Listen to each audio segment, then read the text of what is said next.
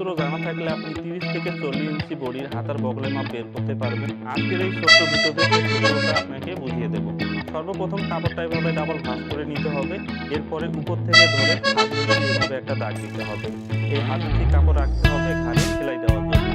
এরপরে আপনি যত ইঞ্চি হাতার লম্বা কাটিং করতে চান সেই মাপটা দিতে হবে। প্রত্যেক সাইজের হিসাবটা আপনাদের বুঝিয়ে দিই।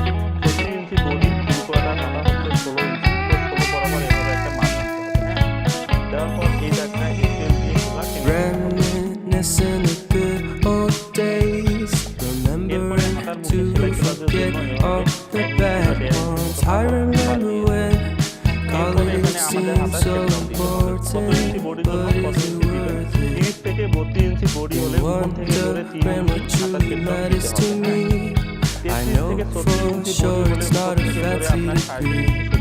I like to do what I love, but what if I'm not good enough? তাই এখানে 3.5 একটা দাগ দিয়ে দেব। Split personality,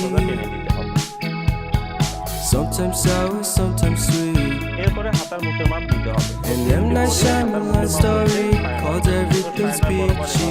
Can we just skip straight to the plot twist, এখন please? মেইন পয়েন্ট হলো আমাদের এই বগলের মাপটা। বগলের মাপটা বের করার জন্য আমাদের একটা ছোট্ট সূত্র মনে রাখতে হবে। এই সূত্রটা 30 থেকে 40 ইঞ্চি বডির জন্য প্রযোজ্য। বডির যে মাপ থাকবে সেই মাপকে 4 দিয়ে ভাগ করে 1 ইঞ্চি কম করে নিতে হয়। যখন লুজ ফিটিং হবে তখন 1 ইঞ্চি কম করবেন। Life's all about balance, 1.5 inch minus করবেন। and real love takes practice. 1 ইঞ্চি কম করে আপনাদের বুঝিয়ে দেব। We know accidents happen, আমরা যদি 4 দিয়ে ভাগ করি but my love's on purpose. 9 থেকে 1 মাইনাস করলে কত হবে? Reciprocate the এই বগলটা আমাদের feeling, এভাবে কিন্তু বগলের find মাপটা peace আপনি beneath the করতে পারবেন। surface. যখন ফিটিং করবে সেক্ষেত্রে Everything's peachy, তো লুজ ফিটিং এর জন্য আমরা 8 ইঞ্চি দেব। everything's peachy. এভাবে কোণা বরাবর 8 ইঞ্চি দিয়ে Split personality, এরপরে এই দাগটা এভাবে সুন্দর করে শেপ দিয়ে sometimes sour, sometimes sweet. And M. Night Shyamalan story called Everything's Peachy. Can we just skip straight to the plot twist, please? সর্বপ্রথম এই দাগ থেকে এই কোণা বরাবর স্কেল দিয়ে এভাবে একটা সোজা দাগ দিয়ে দিবেন।